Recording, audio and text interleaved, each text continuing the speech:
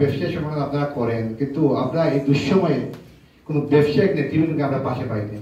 আমরা বারবার chamber of কমার্সের যারা দায়িত্বে আছেন ওনাদের সাথে আমরা যোগাযোগ করেছি, কিন্তু কারো কোনো ফোন রেসপন্স করেন নাই। সিলেট চেম্বার অফ কমার্স তো আমরা সবাই জানেন যে চেম্বার অফ কমার্স হলো ব্যবসায়ীদের মাদার সংগঠন। Sylhet chamber of commerce, chamber of কমার্সের কোনো নেতৃবৃন্দকে আমরা কেন দেখতেছি না মাঠের মধ্যে, কারণটা কি? তখন আমরা বললাম যে এখন একটা দুর্যোগপূর্ণ সময়, এই মুহূর্তে এই কথাগুলো না বলে আপনাদের কোনো অভিযোগ থাকলে আপনারা, আমরা গণপরিসরে বসবো, আপনাদের অভিযোগটা আমরা শুনবো। বসেছিলাম, বসার পরে বেশ 2-250 ব্যবসায়ী, ওদের যে পার্স যেটা দেখলাম, সেন্টিমেন্ট যেটা দেখলাম, আপনারা এখানে অনেকে উপস্থিত আছেন, আপনারা সবার একটাই দাবি ছিল যে সিলেট চেম্বার অফ কমার্সের আমরা যেহেতু কাউকে পাই নাই, আমরা চাইতেছি চেম্বার অফ কমার্সের সামনে হয় আমরা মানববন্ধন করবো, না হলে আমরা তালা মেরে দিব। সিনিয়ররা আছেন, ওনাদেরকে নিয়ে একটা কমিটি গঠন করে দিই, ওনারা চেম্বার অফ কমার্সের সাথে আলাপ আলোচনা করেন। আপনাদের অভিযোগটা কি?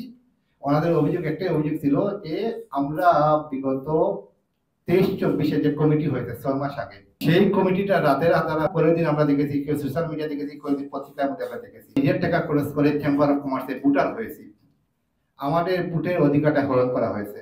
সুতরাং আমরা চাই সিলেট চেম্বার অফ কমার্সের পকেট কমিটি যেটা হয়েছে এটা বাতিল হোক, নাহলে আমরা সিলেট চেম্বার অফ কমার্স তালা মেরে দিব। তাৎক্ষণিক উনি চেম্বার অফ কমার্সের সম্মানিত সভাপতির সাথে যোগাযোগ করলেন। যোগাযোগ করার পরে উনি দুলুভাইয়ের সামনে, আমি বলতেছি, দুলুভাই যখন ফোনে কথা বলেন তখন ফোনের কথাটা কোনো লাউড স্পিকার ছিল, আমি শুনি। চেম্বারের বর্তমান প্রেসিডেন্ট সাহেব বললেন, লাইভ দেখেছি, এবং আমার কষ্ট লাগে এটা যে আমার চেম্বার নিয়ে, উনি প্রেসিডেন্ট সাহেব এটা বলতেছেন, আমার চেম্বার নিয়ে ব্যবসায়ীরা এত সেন্টিমেন্ট কথাবার্তা বললো, আপনারা কেউ একটা মানুষের প্রতিবাদ করলেন না। এটা চেম্বার অফ কমার্সের বর্তমান যিনি সভাপতি করার পরে এক পর্যায়ে উনি আমার নাম ধরে অনেক কিছু বললেন। সুতরাং যদি কোনো অভিযোগ থাকে এটাও আমরা দেখবো, অসুবিধা নেই, কিন্তু আপনারা আমার বসার সুযোগ দেন। তখন উনি চেম্বার অফ কমার্সের প্রেসিডেন্ট উনি বললেন যে আমি আপনাকে 3-4 দিন সময় দেন, আমাকে 3-4 দিন পরে আপনার সাথে যোগাযোগ করবো। আমাদের ব্যবসায়ীর কাছ থেকে 1 সপ্তাহ সময় নিয়েছিলেন, আমাদের দুলুভাই নেতৃত্বে সময় নেওয়া হয়েছিল। 3-4 দিন যায়, 1 সপ্তাহ যায়, কোনো আমাদের কোনো রেসপন্স আসে না আমাদের সাথে যে সময়টা নিয়েছিলেন। তারপরে দুলুভাইকে আবার আমরা মিটিং করলাম। যাই হোক, এটা পরিপ্রেক্ষিতে আবার দুলুভাই গেলেন, দুলুল ইসলাম ভাই গেলেন, সিলেট চেম্বার অফ কমার্সে গেলেন। যাওয়ার পরে কোনো ধরনের কোনো রেসপন্স নাই। ব্যবসায়ীদের একটা হৃদয় হচ্ছে চেম্বার অফ কমার্স। আজকে যে কোনো ব্যবসায়ীর যদি কোনো অসুবিধা হয় আপনারা কার কাছে বলবেন?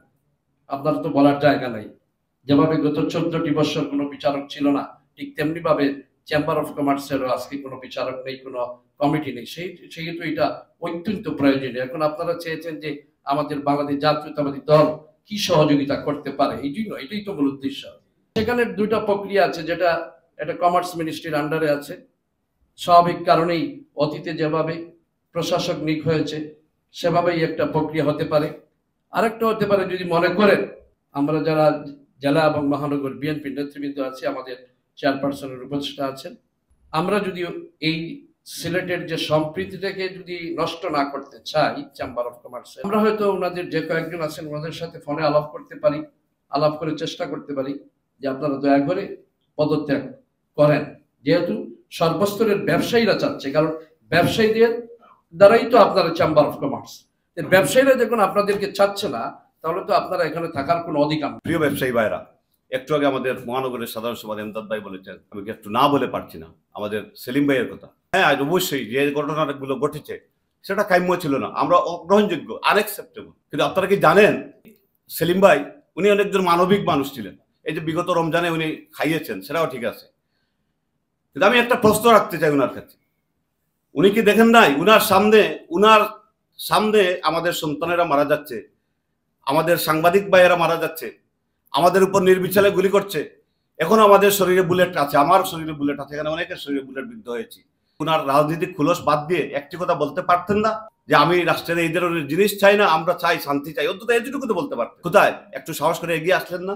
উনি এত মানবিক, হাজার হাজার মানুষ মারা যাচ্ছে, শত শত মানুষ শহীদ হচ্ছে, কিন্তু সেই মানবিকতাটুকু আসতোটা উনার কাছে।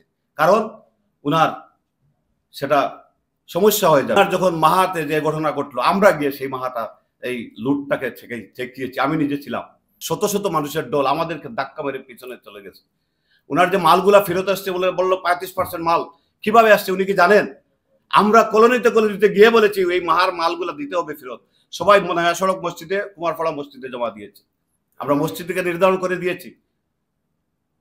সেটা কি উনি জানেন? উনি হয়তো জানেনই না, কিন্তু আমরা সেটা করেছি। কারণ আমরা আমাদের দল করি, আমাদের দল, আমাদের নেতা শহীদ জিয়াউর রহমান, আমাদের নেত্রী বেগম খালেদা জিয়া, আমাদের নেতা ভারপ্রাপ্ত চেয়ারম্যান তারেক রহমান আজকেও আমাদেরকে বলেছেন আমরা এদেশের মানুষের জন্য কাজ করতে চাই। আজকে এখানে যারা উপস্থিত হয়েছে, আমরা ইতিমধ্যে চেম্বারের সাথেও বসেছি। চেম্বারের নেতৃবৃন্দ আমাদেরকে ডেকেছে, সেখানেও আমরা গিয়েছিলাম, অনেকেই গিয়েছেন, বসেছেন। এইভাবে একটি অবস্থাটাকে জিইয়ে রেখে সমাধান হবে না, বা সমাধান কোনো কট্টর অবস্থান কেউই যদি আমরা নেই, সমাধান হবে না। এখন ব্যবসায়ীরা ব্যবসায়ী সংগঠনের নেতৃত্ব দিতে হবে, চেম্বার অফ কমার্সের নেতৃত্ব দিতে হবে। অবশ্যই নির্বাচন হতে হবে, এবং নির্বাচন আপনারা সবাই চান, সেই নির্বাচনের পক্ষে আমরাও।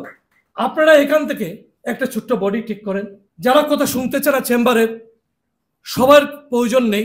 এখনো যারা চেম্বারে রয়েছেন, আমি মনে করি ওনাদের কাছে কেউ একজনকে দায়িত্ব দেন আপনারা, ওনাদের সাথেও কথা বলুন, ছোট্ট পরিসরে 2-3 জনকে নিয়ে। স্বৈরাচারী সরকার কোন প্রতিষ্ঠান ভেঙে যায় নাই সুন্দরভাবে, সব জায়গায় বিভিন্ন প্রতিষ্ঠানে বিভিন্ন জায়গায় বিভিন্ন প্রবলেম ক্রিয়েট করা হয়েছে। মাত্র প্রবলেম না, ওরা চলে গেছে আমরা মনে করতেছি, তাদের দূষররা ওরা ষড়যন্ত্র। আমাদের এমন কোন কার্যক্রম করব না ওই দূষররা আমাদের উপরে গাড়ে উঠে আমরা আমাদের দেশকে, ব্যবসাকে, আমাদের আইন শৃঙ্খলাকে, আমাদের ঐতিহ্যকে নষ্ট করব। একজন না একজন আমরা শুরু করার দরকার। আর আমাদের সিলেটের একটা ঐতিহ্য আছে, মুরব্বীকে আমরা মানি। আমার বিশ্বাস, আমি একটি প্রস্তাব দিতে চাচ্ছিলাম, প্রতিষ্ঠিত ব্যবসায়ী হিসাবে 4-5 জনকে আপনাদের পক্ষ থেকে দায়িত্ব দেন। আমরা কারণ দয়া মেম্বার হয় নাই, কিন্তু বছরে আমরা একবার বুট দিতে যাই, আমাদের বুট ছিনতাই করা হয়েছে। আমরা আমাদের বুট ছিনতাই হওয়ার কারণে আমরা চেম্বার দখল করে নেব, চেম্বার ভেঙে দেব। কিন্তু পরবর্তীতে তাদের সাথে পরামর্শ করার পরে অত্যন্ত ধৈর্যের পরিচয় দিচ্ছেন ব্যবসায়ীরা। সেই জন্য আমি সমস্ত ব্যবসায়ীদেরকে ধন্যবাদ জানাই এবং আমার কৃতজ্ঞতা জানাই। ওনাদের পরামর্শে আমি সভাপতি সাহেবের সাথে বারেই ফোন করছি, কিন্তু দুর্ভাগ্যবশত উনি প্রথমে যেভাবে আগ্রহ দেখিয়েছিলেন, পরবর্তীতে সেই আগ্রহ আর পাই নাই। সবাই পরবর্তীতে আমাদের নেতৃবৃন্দের পরামর্শে, বিশেষ করে উপদেষ্টা মহোদয়ের পরামর্শে আমরা ছোট্ট পরিসরে একটা কমিটি করব। আমরা সবাই বসে পরবর্তীতে